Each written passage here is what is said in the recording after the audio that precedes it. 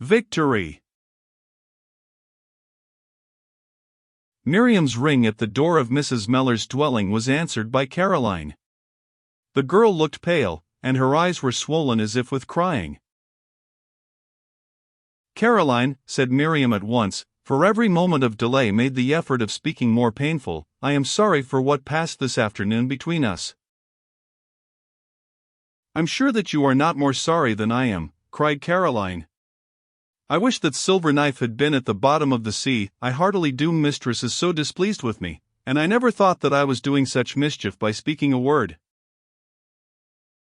"Let us both forgive and forget," said Miriam, and she held out her hand. Poor Caroline shook it readily and heartily. She was surprised and relieved at the thundercloud having so rapidly passed away. Caroline was not of a proud or passionate temper herself and had cowered beneath the tempest of anger which she had thoughtlessly raised.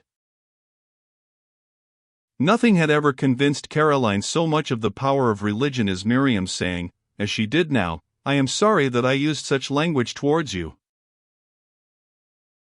Caroline knew Miriam's character well enough to feel assured that no earthly motive would have brought her to humble herself thus to one who had deeply offended her. Miriam passed up the staircase quickly, her mind relieved of a heavy burden. She had found the performance of duty less painful than she had expected, and it was such a comfort to be again at peace with herself and with all the world.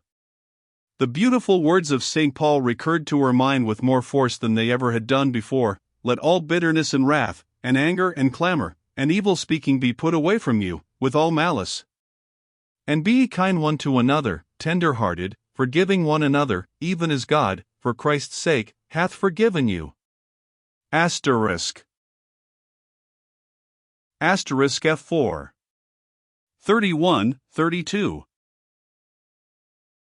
On the landing place, Miriam happened to meet her mistress. There was still a grave expression of displeasure upon Mrs. Meller's face, as she thus addressed her young servant. "Have you seen your brother, Miriam?" On Miriam's replying that she had just done so, the lady continued, in the same cold manner, "And what does he think of the hasty step which you have taken in giving me warning?"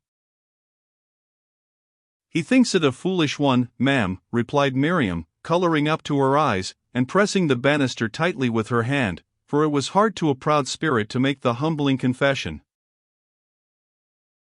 "Then perhaps you would wish to remain in my service still," said the lady, "and I should be very willing to keep you, and overlook the burst of temper into which you were betrayed in my presence, had I reason to hope that such bursts would not again recur. But I cannot," continued Mrs. Meller, "have perpetual quarreling in my kitchen. I cannot keep two servants who will not live in harmony together. I must and will have my house an abode of peace, as every Christian home should be."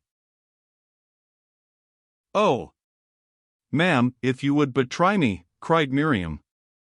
"Caroline and I have made up our quarrel, and I hope that it will be our last." The face of Mrs. Meller brightened. "If such be the case," said the lady, "I will gladly try you again."